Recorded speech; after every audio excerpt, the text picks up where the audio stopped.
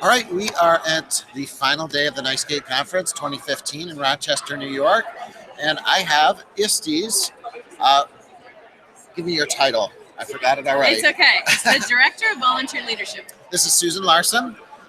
Susan, is this your first time at the NICE Conference? Actually, it's my second, but it's been far too long since I've been here. So I think it was 5 or 6 years ago at least that I was here. So tell us about the energy from an ISTE standpoint that you see at this conference. Oh man, I think especially because it's the 50th anniversary, I feel like there's a little bit even more buzz. But I think generally at NICE there always is. People are just excited. I think just the way the conference looks and feels creates a lot more excitement and energy.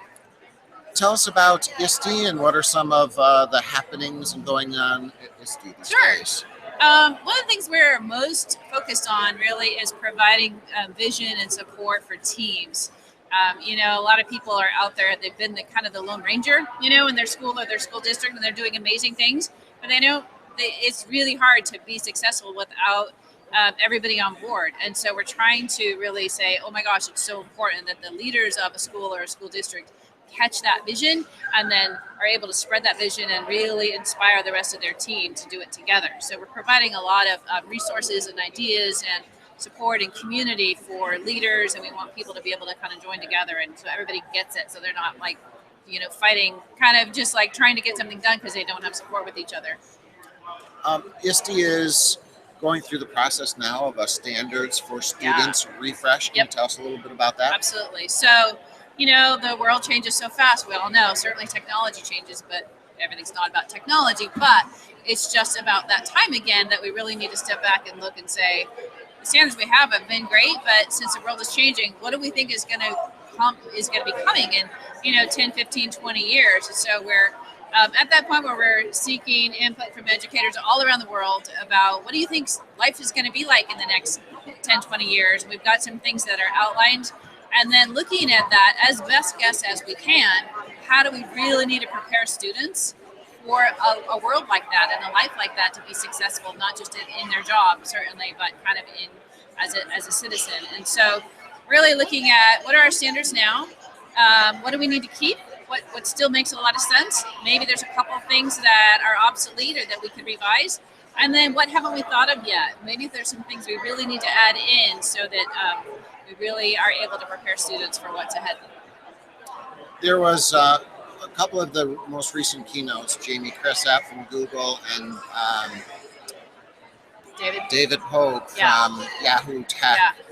They really talked, and I think showed the potential and just how fast technology is transforming our society, but as well as the jobs and things like that. How does that transition to educational technology in schools? I guess maybe I'm going a long way around asking you, how can we change schools the way they are? Should they be changed? What's ISTE's role in helping cultivating a new type of education to keep up? Absolutely. I think that so many of the people that we work with are those pioneers, that early adopter, which is almost an old phrase now, but it's the people who already get it. And we're just finding just now the rest of education is still starting to catch up with that. And so I think a lot of it is this whole overall philosophy that, oh my gosh, technology really is a part of everyday life.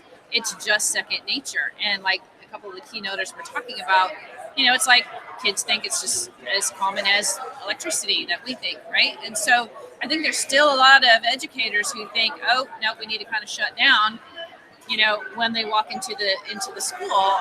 And what we're trying to help people understand from a very systemic, wide perspective is absolutely not. It's part of every day, and it's going to continue to be part of every day. So how do we incorporate that? How do we make it part of every day in school? So that because that's what life is now, and it's going to be even more so later. So I think from a very, very high level standpoint, that philosophy that this is really important that it gets incorporated and it gets used in the best ways, and it's used in so many ways we don't even know now how it could be used. But being more creative and letting the students have so much more ownership and using their ideas and creativity in it is just going to propel it forward. Wow, that was a good answer. Yeah. Can you give us a sneak peek about the ISTE conference coming up? It's always exciting. It's always So I mean, every year we try to make it better and better, and a lot of that is from input from people that are at the conference. And so we just about 2 weeks ago had the whole conference team. I don't know how they do it, but reviewing the thousands of proposals we get and trying to narrow those down into the ones that are going to be the most beneficial for everybody. You know, the hottest topics, the newest ideas of how to even learn, and some really fun new learning experiences. And their ideas are great, and more power to them. I know I couldn't make those decisions, and but it's always great. It's always going to be good. And it's in Denver. Yeah, last Denver, week Colorado. of June. Denver's awesome. The convention center downtown is really fun. It's a great place to be. It's one of my favorite convention centers I really that I've like been. it. It's so it's monstrous, but when you get in there, it doesn't feel monstrous. You can get to your sessions quickly and easily. It doesn't really feel set as up spread out. for You're workflow. not For walking a flow. miles. Mm-hmm. Yeah, I it's really like it. It's a beautiful area, and it's a nice time of year to be down. Yeah, I'm excited. All right, Susan, it's time for the Speed Geek question. So, quick, short answer. Hit the green button from the Decide Now app. And then I hit it again? Nope. Yeah, you can hit it again. Ooh, this is the toughest one first. Your favorite ed tech blog. And it's okay to say Can I skip and do the one that almost hit? Sure. The one that... A lot of people are answering this question by saying they follow Twitter and they just get Yeah. blog feeds like that. So absolutely. I mean, you just get maybe we don't have like a favorite per se because we're just constantly keeping track of so many great ones. Yeah. So okay, let's go with first computer. My first computer. This is a kind of a sweet, sad story. Was my dad sent me a whole like desktop computer in like the mid '90s, the early mid '90s. He had kind of discovered it all when my mom was actually really sick, and he sent me this whole thing. Hey, you have to get online. Certainly had it at work, or that the cool people got dial up at work. So I remember listening to it when they would dial in, to learn. But we had to ask, hey, can you do something on the internet for me? It was like a one-time deal. So getting one at home was so that I could keep up with what was going on medically, because my family lives in another state. And so he sent me that, so literally so that I could keep up with him, and he could give me reports on kind of what was going on medically with my mom, and look up medical information and that kind of stuff. That's how my first home computer got started, and how I first got online at home.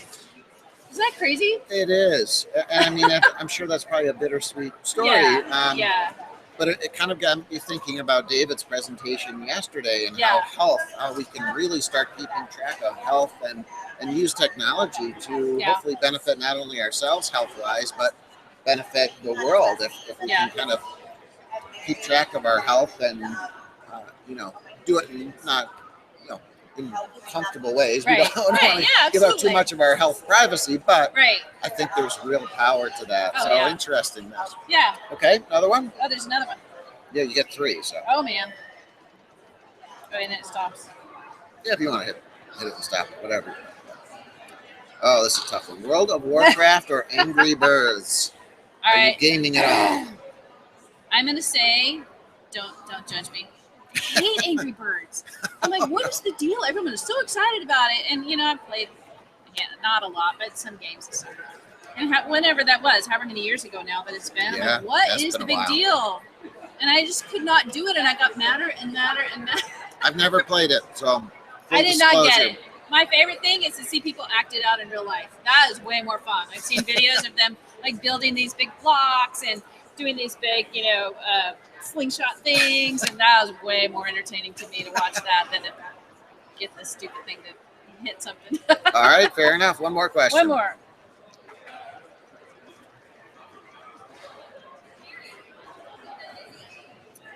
Ooh, this is a good one, I think. All right. Favorite social network?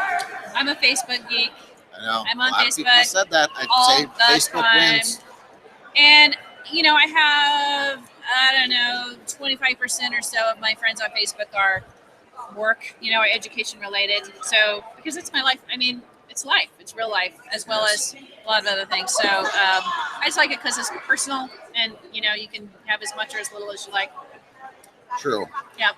Well, Susan, I look forward to seeing you in Denver. Yeah. And ISTE.org, if you're not a member or a part of it, you need to be. It's a great place to get my social network, and my professional network has grown so much through ISTE. Awesome. I feel so grateful for NiceGate. Feel so grateful for ISTE. I genuinely mean that, and they've powered my thinking and powered my my profession. So that's awesome. And ISTE would not be ISTE without amazing volunteers and educators like you, Andy. Love it. We love you. All right.